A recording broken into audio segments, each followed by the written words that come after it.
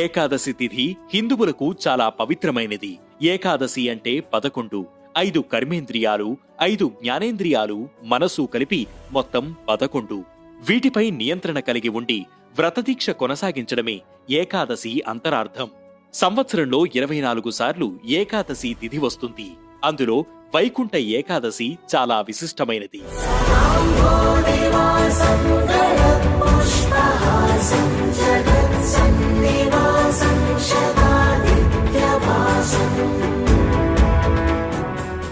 పుష్యమాసం శుక్లపక్షంలో వచ్చే ఏకాదశిని సర్వేకాదశి, వైకుంఠ ఏకాదశి, ముక్కోటి ఏకాదశి, మోక్షద ఏకాదశి అని పిలుస్తారు.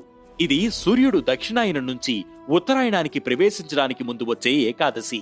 ఈ రోజున మహావిష్ణువు గరుడ వాహనంపై 3 కోట్ల మంది దేవతలతో కలిసి భూలోకానికి దిగివచ్చి భక్తులకు దర్శనమిస్తారు.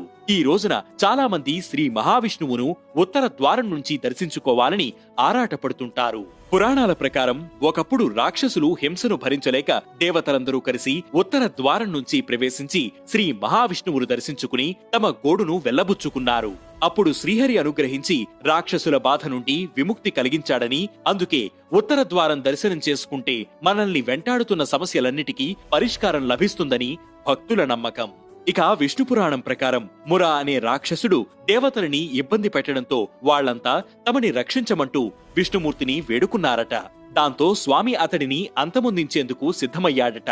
అది తెలిసిన అసురుడు సముద్ర గర్భంలో దాక్కోవడంతో విష్ణుమూర్తి కూడా ఓ గుహలోకి వెళ్లి నిద్రిస్తున్నట్లుగా నటించాడట. మురాసురుడు బయటికి వచ్చి స్వామిని సంహరించేందుకు ప్రయత్నిస్తున్న సమయంలో మహాలక్ష్మి శక్తి రూపంలో వచ్చి అతడిని వధించిందట. స్వామి సంతోషించి ఆ శక్తికి ఏకాదశి అనే పేరు పెట్టి ఏదైనా వరం కోరుకోమన్నాడట. మురను సంహరించిన రోజున ఉపవాసం ఉన్నవారి పాపాలను పోగొట్టమంటూ ఆ శక్తి వేడుకోవడంతో స్వామి తథాస్తు అనడంతో పాటు వైకుంఠ ప్రాప్తి కూడా కలుగుతుందని వరమిచ్చారట. అందుకే ఈ రోజున ఉపవాసం ఉండి ధ్యానం చేయడం వల్ల మిగతా 23 ఏకాదశులు ఉపవాసమున్న ఫలితం కలుగుతుందని విష్ణుపురాణం చెబుతోంది. ఇది వైకుంఠ ఏకాదశి వెనుకున్న కథ. వే2న్యూస్ యూజర్లందరికీ వైకుంఠ ఏకాదశి శుభాకాంక్షలు.